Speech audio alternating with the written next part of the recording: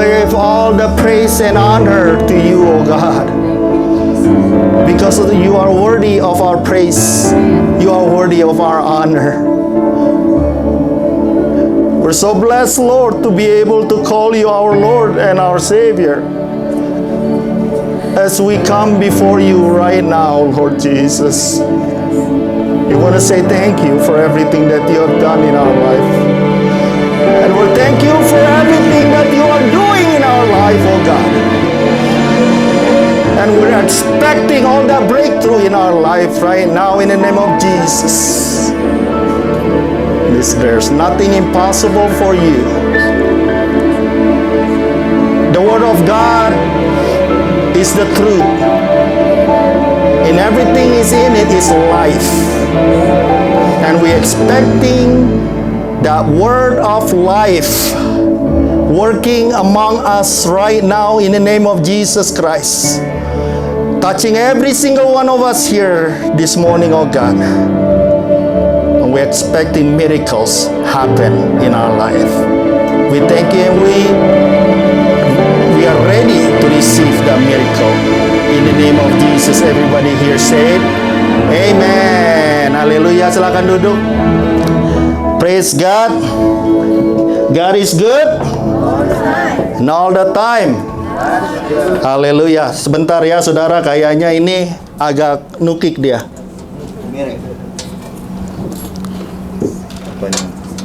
Ininya nih. Oke, ya lebih ya. How's everybody doing this morning? Awesome. Hallelujah. Praise God. It is wonderful to be able to be in the house of the Lord one more time. Amen. Once again in this place. And I believe that's just because of the grace of our Lord Jesus Christ. Amen. Yeah. As we all went and go to our weekend, 4th of July weekend, some of you spend your time with your family and friends celebrating the 4th of July. And some of us went up to Winter Park. We went camping there. Yeah, we enjoyed the surrounding. It's very wonderful. Yeah, and everyone have their own activities, from the little children's, the youth. They have the bonfire. I saw, some pictures because they stayed up all night and almost into the morning time, I think. Yeah, and I let them do it because it's what? It's 4th of July weekend. It's the weekend. The exemption for that, right? And we all enjoyed our time up there. And I know everyone here enjoyed their time as well. And some of the activities like the fathers, yeah. Bapak-bapak itu, we went hiking, guys. It's a miracle. It's a miracle that we all went up there. The miracle happened because of the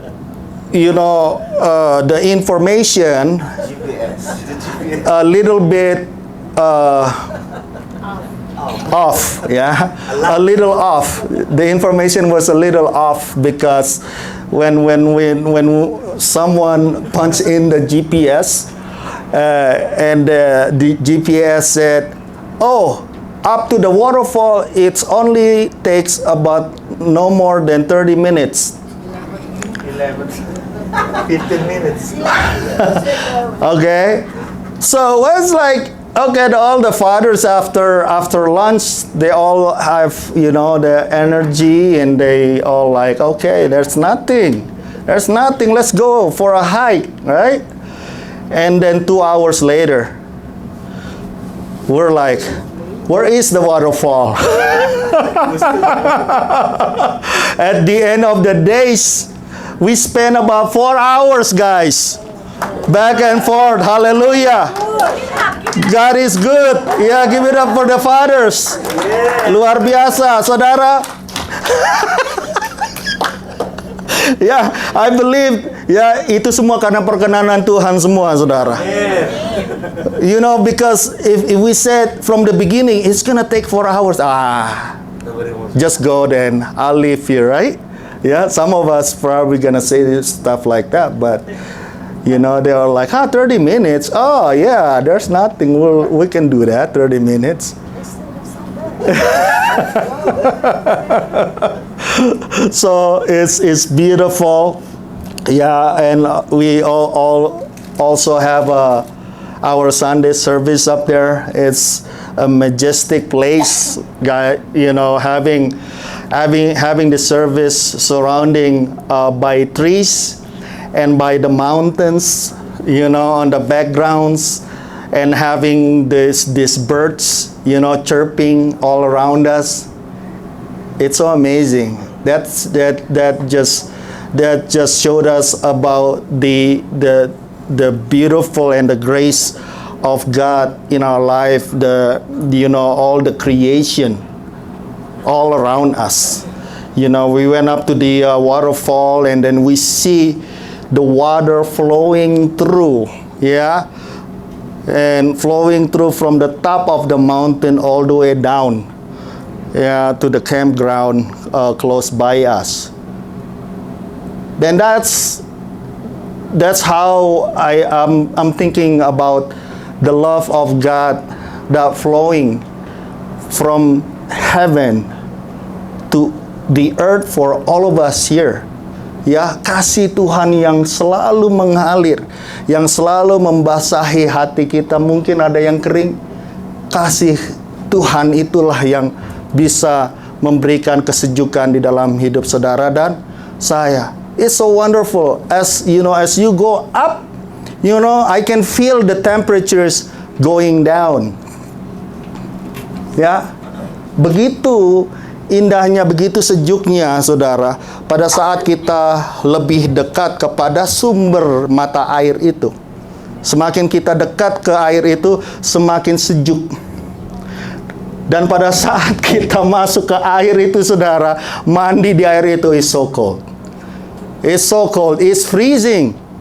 Ya, begitu sangat dinginnya, menenteramkan, saudara. Yang tadinya udah capek, udah keringetan semuanya, ya. Pas sudah masuk langsung tenang, saudara.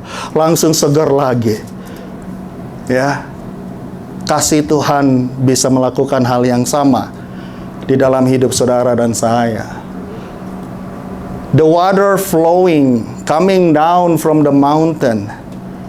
For us to be able to feel that water is to come near that water. Untuk datang mendekat kepada air itu, saudara. Air itu terus mengalir. Tetapi kalau kita hanya melihat air itu dari kejauhan, bisakah saudara merasakan kesejukan air itu? No. You gotta have to come near that water. That's what my prayer for all of us here this morning. Just like that water, the fountain of water that flowing through. Tuhan katakan everything, it's all done. Tuhan sudah selesaikan semuanya, tinggal bagian kita. Maukah kita mengecap air kehidupan itu di dalam hidup kita semua? Are we wanna come to the source of that water? Amin, saudara. It's the grace that fall upon our life this week. Yeah, as you also spend your time with your friends and family, it's a great opportunity for all of us to spend it with your loved ones and making memories with them. Amen? Yeah. Some of the fun memory that I had when I was a little children, when I was little kids, yeah. When our family, yeah, my father always takes time to spend a little time from his own time to spend it with the family, to take us into a road trip. Ya, saya ingat banget gitu ya. biarpun ya kita hanya berkecukupan dalam kesehari-harian kita, tetapi ayah saya selalu menyediakan waktu setiap tahun, every year, in the school break, he always take time to take us, for a road trip. I remember we went through Sumatera, antar lintas, dari Jakarta lewatin Bakahuni, lewatin Padang, Bukit Tinggi, semuanya. I still remember, even when I know that I was a little kids at that time. Tetapi memori itu selalu teringat, saudara.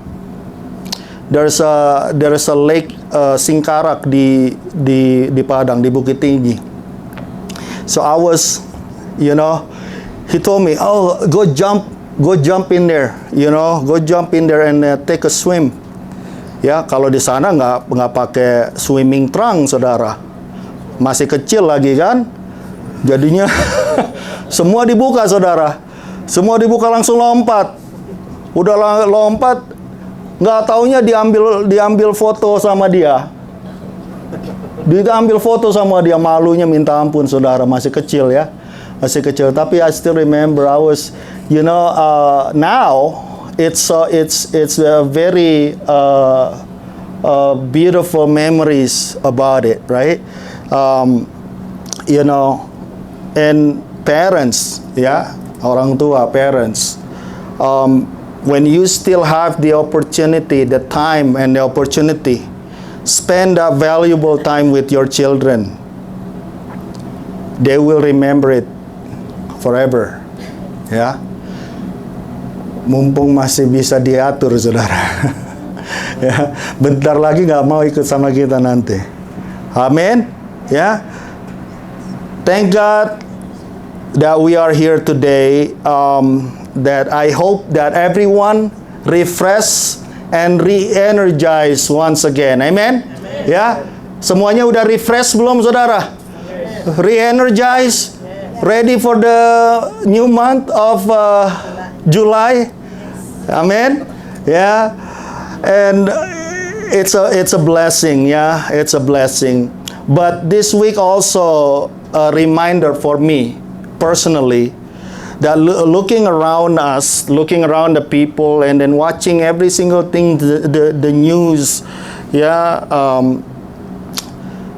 that there are so many spirit of confusion living all around us. Roh kebingungan namanya, saudara. Dan roh kebingungan ini, the spirit of this confusion is not only happening in the life of non-Christian, but more and more, this spirit actually living in the life of the community that people call Christian people. Orang-orang anak-anak Tuhan, orang-orang Kristen, banyak sekali dihinggapi oleh roh kebingungan, saudara. Dan gampang dibuat bingung. And it's very easy to get confused about some stuff, hal-hal yang sangat mendasar di dalam kehidupan kita sebagai orang Kristen. The very basic doctrines in the life of Christianity, some people can get confused because somebody telling them something else. Langsung bingung, saudara. But I want to go back to some of them this morning, especially in this church. I don't want you, to get so easy to be confused about some stuff that very basic in our Christian life. Doktrin-doktrin iman Christianity yang ada di dalam kehidupan kita, jangan sampai kita gampang diombang-ambingkan, saudara. And some of the problem, or I think the biggest problem of this, when confused people try to make somebody else confused also. Jadinya apa, saudara? Hancur sudah. Kalau orang buta menuntun orang buta, arahnya ke jurang, saudara. And I believe this is not coincidence that God put this in my heart this morning, so that all of us here, we can steadfast, ya, kita bisa berdiri dengan teguh di dalam apa? Doktrin kita sebagai orang Kristen, bukan doktrin gereja, saudara, tetapi doktrin yang ada di dalam firman Tuhan. We want to go back to the Word of God, the Bible itself, right? And these individuals that I said about confused people is ranging from ordinary people all the way to very popular pastors that have many pastoral degrees in their life. Saya bukan berbicara tentang orang-orang yang biasa-biasa aja, yang memang nggak tahu apa-apa, tapi so tahu begitu, saudara. Ya, tetapi justru hal-hal yang membingungkan ataupun membuat orang confused, ini datangnya dari orang-orang yang kita melihat secara title-nya, secara pengalamannya sebagai hamba Tuhan yang sudah luar biasa. Justru ini yang dapat mengganggu, ya, ketentraman ataupun kepercayaan iman Kristiani dari yang mendengarkannya, saudara. The presentation of the Word of God becoming something that contradicting to the true doctrine of Christianity. Yeah. I'm not smarter than all of these pastors. I know that. Yeah, these are some of the biggest names, and they're very smart people. They're very popular and have so many followers in their YouTube channel. Ya, kita bersyukur untuk YouTube, saudara. Ya, YouTube becoming just like a buffet. You can come in and go in and get any different teachings in YouTube. Seperti buffet juga, saudara. If you walk into the buffet table, you have so many different foods. Kalau masuk ke buffet itu, saudara pilih-pilih yang dimakan, apa makan semua, saudara? Pilih-pilih, benar. Ya, pilih-pilih. Permulaannya pilih-pilih. Habis itu makan aja apa yang ada di situ, yang belum pernah dicobain, ya kan? Akhirnya tangan nggak bisa digerakin, saudara. Yang salah makanannya apa orang yang makan, saudara? Yang masak. Orangnya. Amin. Yang salah siapa? Yang makan, saudara. Dan kadang-kadang kita sebagai orang Kristen, karena di YouTube channelnya itu dibilang ini hamba Tuhan, ya, apalagi kalau ada gelarnya apa segala macam, udah pasti benar nih apa yang dia bilang. Dimakan, saudara. Itu semua makanan rohani, saudara. Wah, dimakan semua. Tanpa memperhatikan ini sehat apa enggak. Just like the buffet, it's gonna be up to you to be able to discern what you eat from the YouTube channel. Apa yang kamu makan spiritually, right? Pada saat kita mendengarkan firman ataupun khotbah-khotbah di channel itu, saudara sedang memberi makan apa? Your spiritual, spirit kamu, roh kamu. Dan kalau kita nggak hati-hati, yang nggak sehat juga bisa kita makan, saudara. Most people, when they look at their titles and the years of the ministry, they will be blindly believe and follow everything they have said. udah pasti bener lah. Pengalamannya udah 30 tahun ini, pastor. STH, MTH, semuanya ada hanya di belakang. TH semua. Doktor, master, ya kan, profesor. Not only that, ya, they also write so many books sometimes. Without cross-checking with the Word of God and the Holy Spirit. Makanya begitu pentingnya karya Roh Kudus itu di dalam kehidupan saudara, kita semua, saudara. Apa yang saya katakan pada saat ini, di mimbar ini, saudara juga jangan ambil langsung telan bulat-bulat, saudara. Cross-checking di Bible. Amen? Kita harus jadi jemaat yang apa? Yang lebih ini, saudara, discern. Ya, hamba-hamba Tuhan juga yang ada di channel-channel itu, kita juga langsung cek lagi, cross-checking every time. When we are listening to the preaching, we are feeding our soul with that spiritual food. Ask the Holy Spirit to give you a discernment spirit. Amen? There are a few things that bothers me this week, and the Holy Spirit urged me to give you this message again. I teach about this a while back about this, but I want to make sure that everybody listen very carefully about this one. Okay, this is more about teaching of our doctrine of Christianity that I want all of us to pay attention.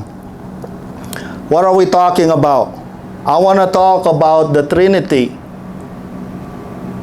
What is the Trinity? Why we call our God, Trinity? Tiga di dalam satu. The Trinity is a very complex explanation and reality.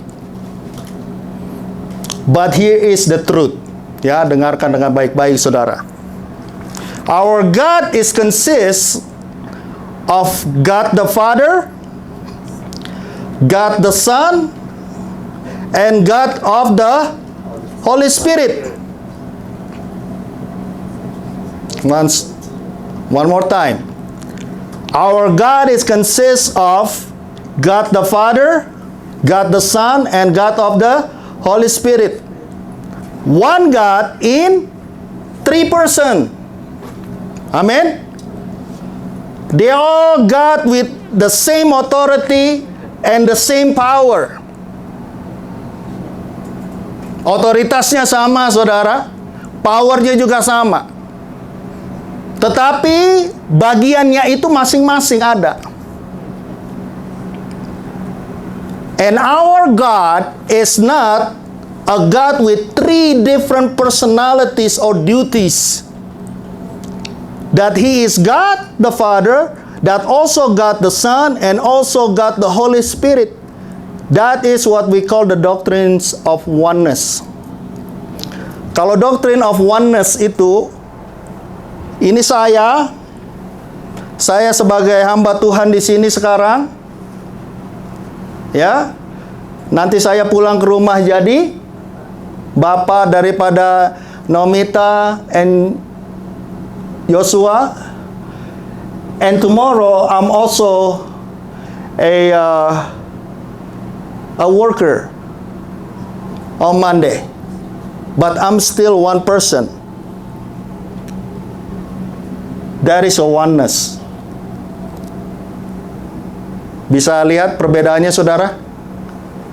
Perbedaannya adalah Allah Bapa ada satu, Allah Anak itu ada satu, Allah Roh Kudus itu ada satu. That's Trinity. Amin. Nangkep gak? Anybody confused yet? No. It's very clear, ya. It's not a same person with three different personalities. That's a oneness. but three person in one God. Nah, makanya kok bisa begitu? Ya namanya Tuhan. Saudara bisa menjelaskan Tuhan dengan seperfect mungkin? Enggak. The creation or the movement of oneness is to make it understandable and make it into menjadi suatu hal yang bisa dimasukin akal pikiran saudara dan saya. Tetapi Tuhan itu nggak bisa masuk ke akal saudara dan saya. God is too big for your understanding. God is too big for your own knowledge. That's why we call Him God. It is very important to know this, because on this understanding we will build our faith upon. Buktinya di mana, Pastor? Yohanes 1, saudara, gampang sekali. Ini berkali-kali saya bawa ke sini terus karena ini sangat penting. Yohanes 1, saudara. John chapter 1.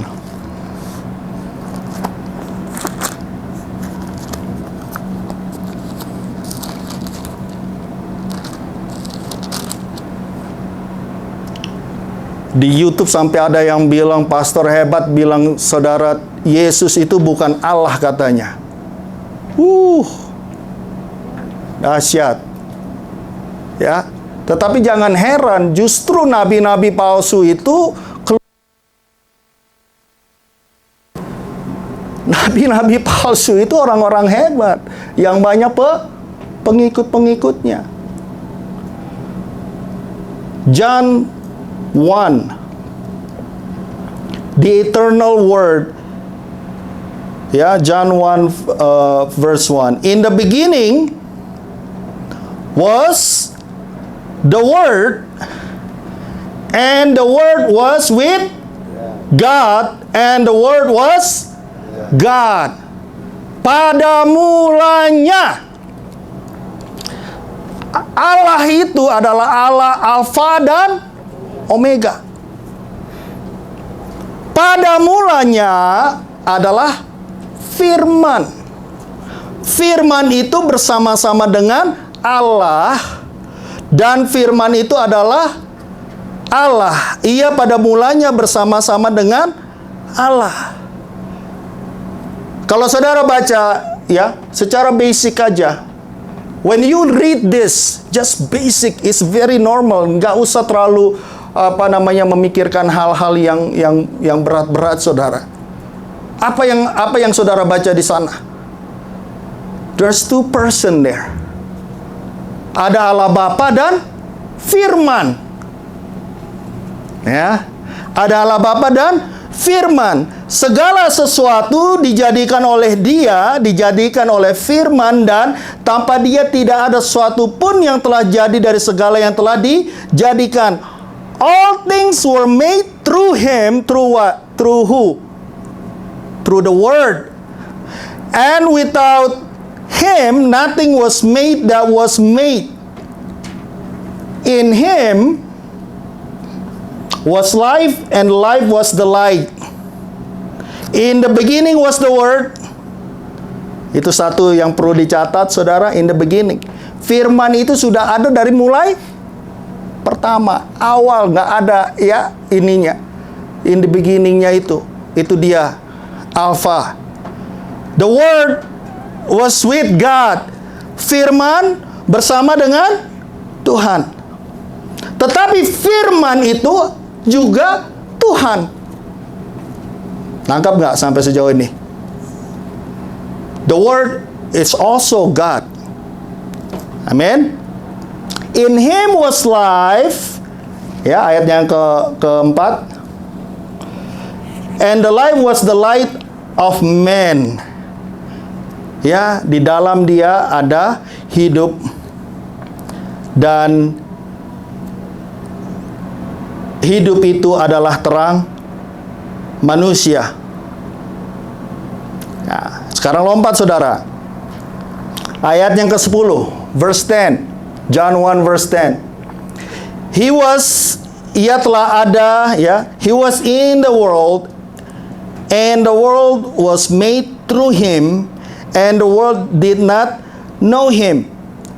Firman itu sudah ada di dalam dunia. Dunia itu dijadikan oleh firman. Tetapi apa yang dijadikan itu tidak mengenal firman itu, tidak mengenal dia. Amin. Saya mau pelan-pelan, saudara. Ya. Nangkap ya. Firman itu yang menjadikan dunia. He came to his own and his own did not receive him. But, 12, but as many as receive him, to them he gave the right to become children of God, to those who believe in his name, who were born not of blood, nor the will of the flesh, nor the will of man, but of God. Now here is the focus of this. Ya, ini dia yang mau diceritakan sama Yohanes melalui firman Tuhan, penjelasan akan firman itu. And the word became flesh and dwelt among us, and we beheld his glory, the glory as the only begotten of the Father, full of grace and truth. Firman itu telah menjadi manusia dan diam di antara kita. Sekarang firman itu sudah menjadi manusia di dalam Kristus Yesus. Mengambil wujud sebagai manusia. In Jesus Christ, in the flesh. Yaitu kemuliaan yang diberikan kepadanya sebagai anak tunggal Bapa, penuh kasih karunia dan kebenaran. The only begotten of the Father, full of grace and truth. Amen. Ya. The word becomes a flesh in the name of Jesus Christ.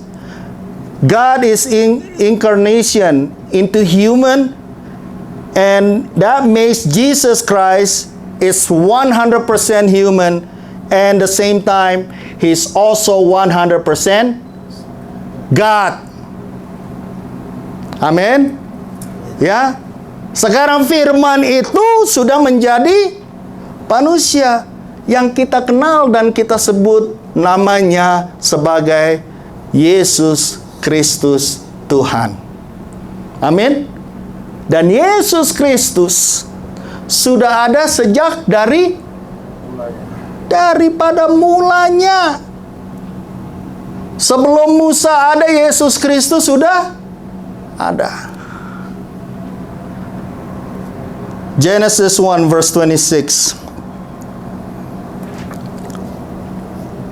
Ini berulang-ulang ya, biar kita terus semakin menangkap. Berfirmanlah Allah, kita menjadikan manusia menurut gambar dan rupa siapa? Saya.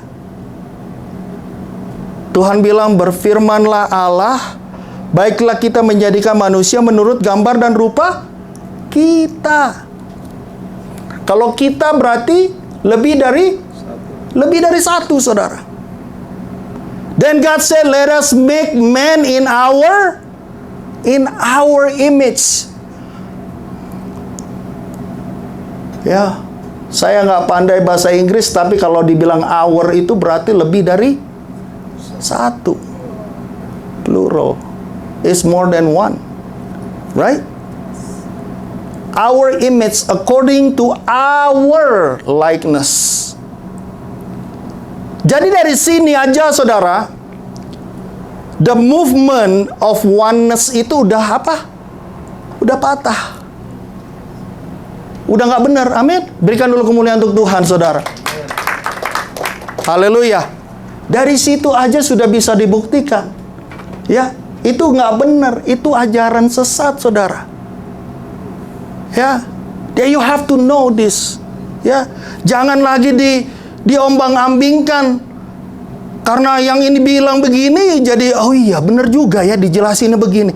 Gak usah susah-susah saudara. Firman Tuhan itu memang kadang-kadang dibikin susah. Kita hanya jadi bingung.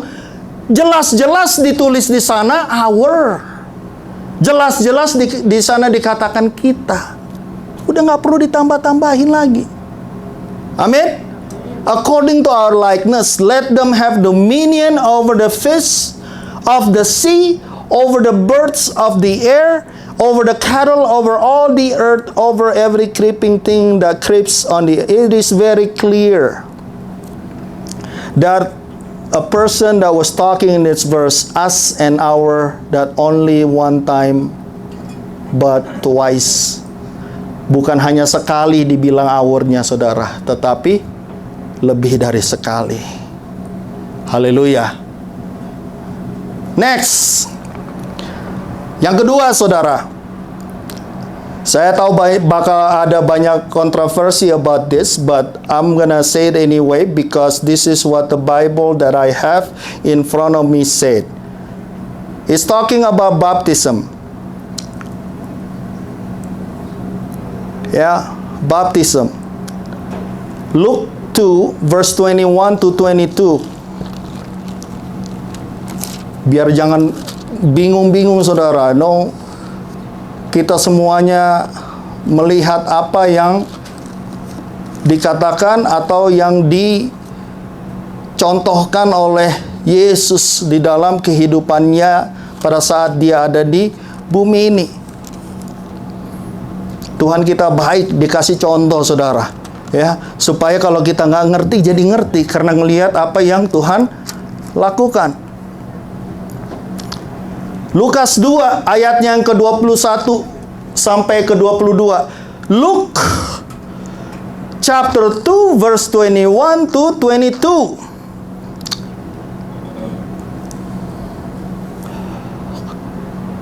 Oke, ya 21, ya dari 21 aja nggak apa-apa. Dan ketika genap 8 hari dan ia harus disunatkan, ia diberi nama Yesus, yaitu nama yang disebut oleh malaikat sebelum ia dikandung ibunya.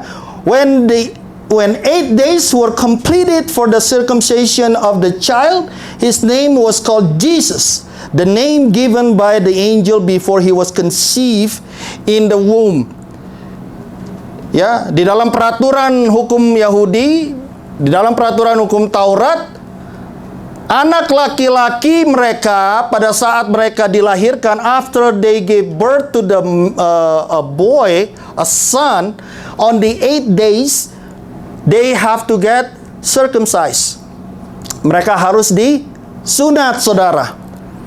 Dan ketika genap, now when the days of her purification according to the law of Moses were completed, they brought him to Jerusalem to present him to the Lord. Dan ketika genap waktu pentahiran menurut hukum Taurat Musa, mereka membawa dia ke Yerusalem untuk menyerahkannya kepada Tuhan.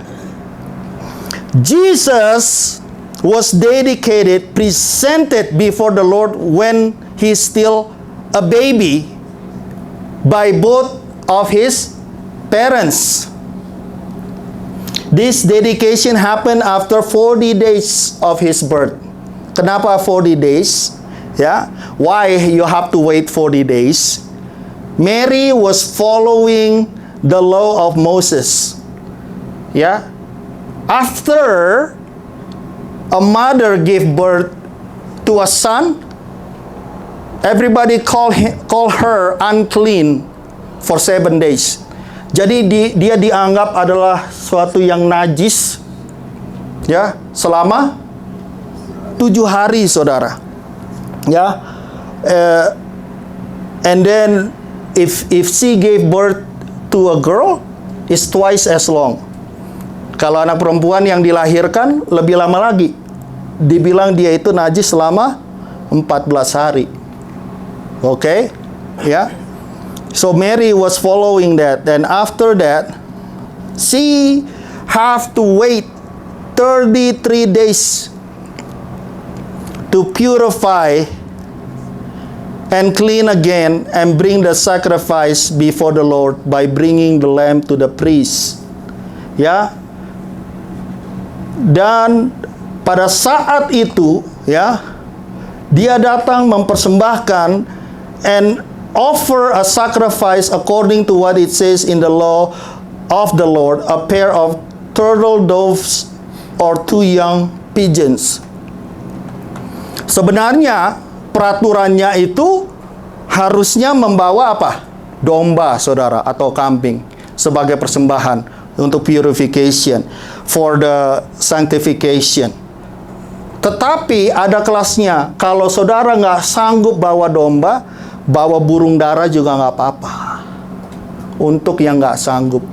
Tapi kalau sanggup, bawanya harus domba. Ya. So, just from this text, we know that Jesus was still a baby. Amin. Jadi waktu dia dibawa, diserahkan, dia masih apa? Masih kecil, saudara.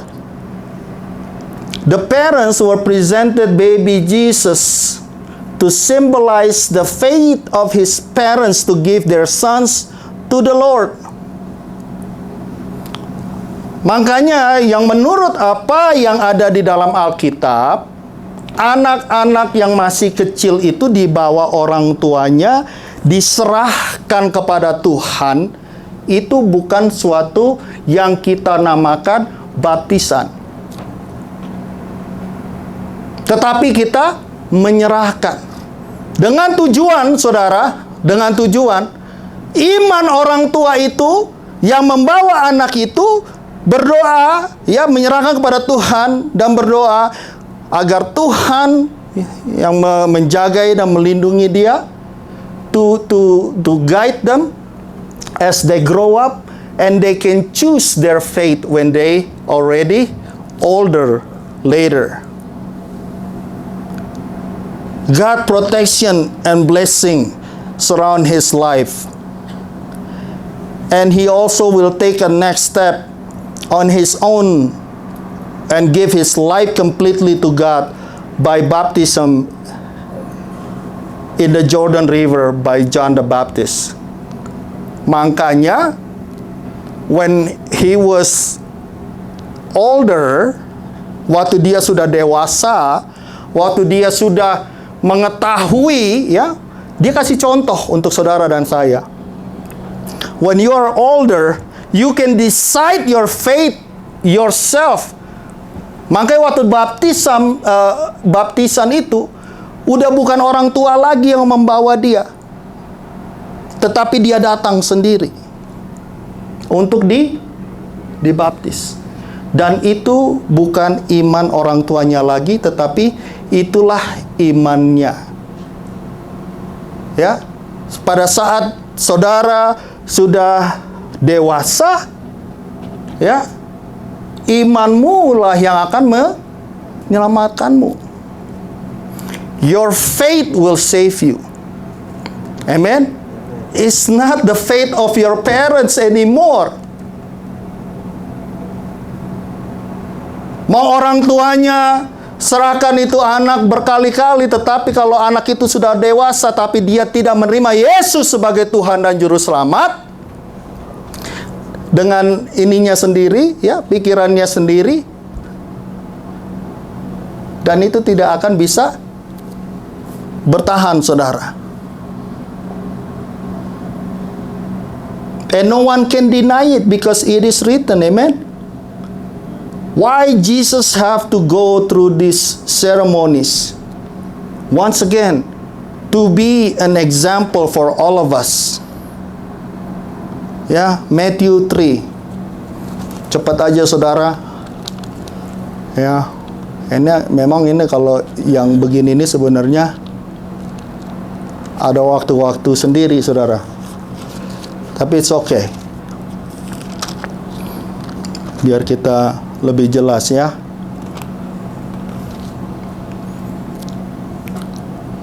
Matthew chapter 3 verse 13 to 17. At this time, Jesus came to the Jordan River without Mary, and Joseph. He came by himself. Then Jesus came from Galilee to John at the Jordan to be baptized by him. And John tried to prevent him, saying, I need you to be baptized by you, and you are coming to me? Kata Yohanes, dibilang apa?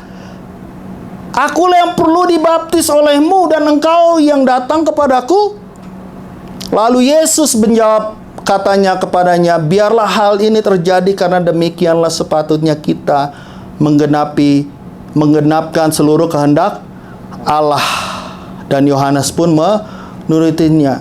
But Jesus answered and said to him, permit it to be so now, for thus it is fitting.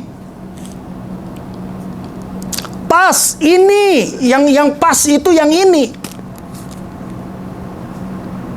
For us to fulfill all righteousness, then he allowed him. This is very deep.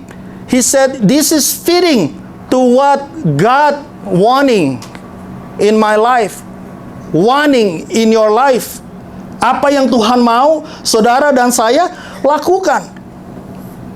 It is to fulfill all righteousness. Baptism is a symbol of repentance from sins. Mengakui bahwa dia adalah orang berdosa. Knowing that I am a sinner. Only a grown-up will be able to say this statement. Anak-anak kecil masih belum ngerti, saudara. Apalagi baby. Baptism is a symbol of repentance. Jadi anak-anak kecil sama baby is not baptism. Itu penyerahan namanya, saudara. Maaf ya, ini harus saya kasih tahu biar ngerti.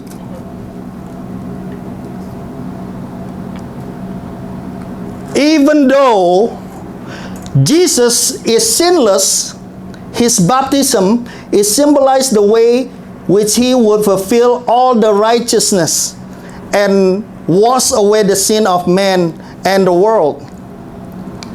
Sebagai lambang, sebagai suatu pernyataan, sebagai suatu simbolis, ya, bagaimana Tuhan akan mati di kayu salib itu untuk dosa manusia. When he immersed into the water, waktu dia masuk ke dalam air itu, saudara, makanya baptism itu juga bukan yang dipercik, saudara. Maaf. Baptisan itu bukan dipercik. Baptisan itu harus masuk, diselam, masuk ke dalam air. Immerse into the water. Karena itu memang menjadi simbol daripada waktu Yesus mati di kayu salib. Dia masuk, dia mati, saudara. He go immerse symbolize his death in the Calvary on the cross. And when he's emerging from the water, is symbolize his resurrection from the dead. Dan pada waktu dia bangun, dia bangkit, dia keluar dari air itu juga menyatakan, mensimbolkan akan apa? Kebangkitan Yesus dari kematian. Death is already conquered by him. Amin. Berikan dulu kemuliaan untuk Tuhan, saudara.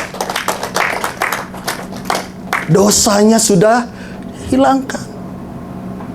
Jadi baptisan itu bukan main-main. Itu ada artinya. Waktu masuk ke dalam air itu berarti dia mati dari kehidupan yang lama, dia bangun di dalam kehidupan yang baru. Resurrection. So by death, by burial and resurrection, he will satisfy the demands of divine justice and provide a righteous basic by which sinners could be justified. One more time. So by death, burial, and resurrection, he will satisfy the demands of divine justice and provide a righteous basics by which sinners could be justified. So by taking baptism, I believe that Jesus Christ died on the cross for your sins, for my sins. Dengan mengambil bagian di dalam baptisan itu, saudara, ya, bukannya suatu acara yang seremonial, ya, supaya kamu jadi orang Kristen kamu harus dibaptis. Tetapi artinya itu lebih dalam daripada itu. There's a deeper meaning of the baptism that you are taking. That you know, ya, kita mengerti, kita tahu, kita percaya kalau Yesus Kristus itu sudah mati untuk saudara dan saya. Ambil bagian di dalamnya. Cleanse it on His resurrection and give you a new life. That is why we call this event Born Again Christian. Ya, born again Christian. Haleluya. Kita semuanya bersorak-sorai karena apa? Itu adalah suatu pernyataan yang luar biasa yang saudara dan saya bisa lakukan. Amin. Mengambil bagian di dalamnya. You are saying, God, Lord, ya, after you receive Jesus, you show it. Menceritakan, memberitakan kepada orang lain bahwa engkau percaya Yesus sudah mati untuk saudara dan juga untuk saya. Yohanes 3 ayat 1 sampai 6, almost done.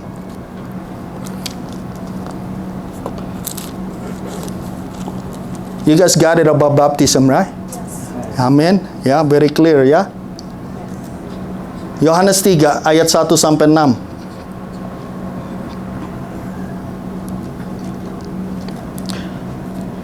Nicodemus, percakapan dengan Nicodemus. On the English version, the title is the new birth. John 3 verse 1, there was a man of the Pharisees named Nicodemus, a ruler of the Jews. Yeah, he is a Pharisee. Not just any Pharisees, he was the ruler. Dia kepalanya, saudara. He is a very important person at that time. Yeah. This man came to Jesus by night and said to him, Rabbi, we know that you are a teacher come from God, for no one can do these signs that you do unless God is with him. Dia bilang, saya percaya. Gak bakalan engkau, I don't believe that you can do all these signs if you're not coming from God. Nicodemus nggak tahu kalau dia sedang berbicara kepada Tuhan itu sendiri. All that time, ya, at that moment, ya, he never realized he was talking to God himself. And Jesus answered and said to him, most assuredly I say to you, unless one is born again, he cannot see the kingdom of God. Dikatakan, aku berkata kepadamu, sesungguhnya jika seorang tidak dilahirkan kembali, ia tidak dapat melihat kerajaan Allah. Kenapa dia sampai bilang begitu, saudara? Like I said, he never even realized that he was talking to God. Tetapi kalau saudara sudah lahir baru, saudara pasti tahu siapa Yesus itu. You know who Jesus is. He's not just a prophet. He is God. Amen. And Nicodemus said to him, how can, a man be born when he is old? Can he enter the second time into his mother's womb and be born? Look at this.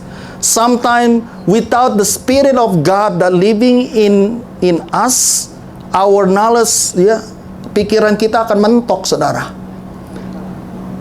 We will never know the secret of the kingdom. Karena apa yang dikatakan oleh Tuhan pada saat ini, apa yang dikatakan Yesus, what God is saying here, Jesus was saying to Nicodemus was very, very unlikely. Impossible. How can I be born again? I'm already big like this. How can I go into my mother's womb? Jesus wasn't talking about that. He was talking about the spirit that inside of his life. Dia sedang apa? Berbicara tentang spiritual life-nya itu, yang kehidupannya itu. Jesus answered,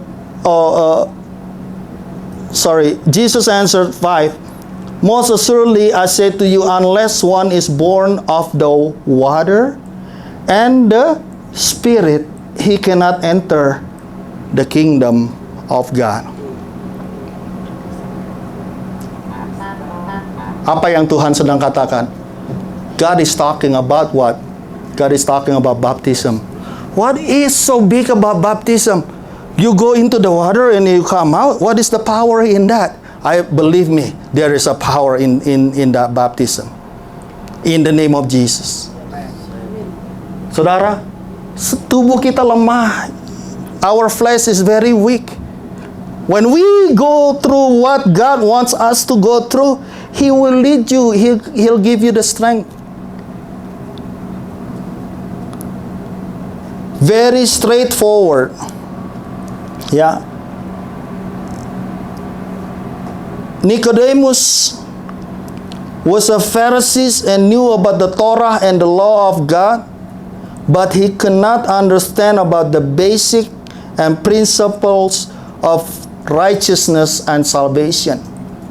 Nggak ngerti dia apa yang Tuhan sedang katakan.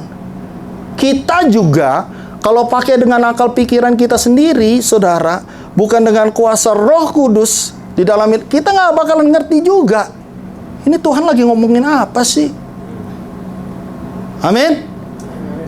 Tetapi di sini ya dengan clear, that very clearly Jesus himself, Tuhan Yesus sendiri yang berkata ini, saudara. The word, firman itu yang berkata about the importance of water baptism in our life. Ini bukan doktrin gereja tertentu, bukan doktrin yang lain-lain, saudara. Tetapi apa? Dari firman Tuhan itu sendiri. After the water baptism, the next step will be baptism by the Holy Spirit. Ini kadang-kadang yang bikin orang ketakutan, saudara. Wih, habis dibaptis nanti next stepnya pastor bilang bakal baptism dari Holy Spirit, nanti I'm gonna be weird. It's not. Tetapi Holy Spirit itu yang akan terus membawa kita semakin hari semakin dewasa. Waktu saudara dan saya dibaptis, nggak otomatis semuanya berubah. You gonna be a perfect person right away. Tetapi pada saat itu kuasa Roh Tuhan akan terus bekerja di dalam hidupmu. That's what it means. Dia yang akan terus menuntun saudara dan saya, memberikan kekuatan, sukacita. Di dalam kegalauan, bukannya mendengarkan lagu-lagu lawas yang membuat jadi semakin duka cita, saudara. Tetapi Roh Kudus akan membawa kita menghibur saudara dan saya. The Holy Spirit will guide you. Without this, you will be overpowered by your flesh. By not taking the baptism, you actually denying that Jesus died for you on that cross. What makes you, apa yang menghalangi saudara untuk tidak mengambil bagian di dalamnya? Secara sadar tidak sadar, saudara, sebenarnya saudara sedang apa? Benar nggak ya Yesus itu mati untuk saya? You're not sure. But by the walk of that faith and taking that baptism very seriously, you know that Jesus died for you. It's a very simple thing to understand and not complicated. If you never get the water baptism, I encourage you to take it. Kalau ada saudara yang belum, wah saya dulu kan udah dibaptis, masa saya baptis lagi? Nggak ada di sini di Alkitab saya yang menghalangi itu, saudara. But at this time, tetapi pada saat itu, yang pada saat kalau saudara ambil bagian di dalamnya, saudara tahu when you taking deep into that water, your old life is no more, and you become a new creation in Christ Jesus when you go out from the water. Berikan kemuliaan untuk Tuhan, saudara. Amin. If you said that you are a Christian and believe that Jesus died for you, please do not hesitate to do it. No one can force you. Yeah, it is your faith and your commitment. Your parents cannot force you. It is now between you and your God. Kalau saudara percaya akan Kristus Yesus yang sudah mati untuk saudara dan saya, I will not hesitate to take that step. When you do it, you will see the difference in your life. Your faith now to bring your life to Him is not the faith of your parents anymore. It is your life. Amen.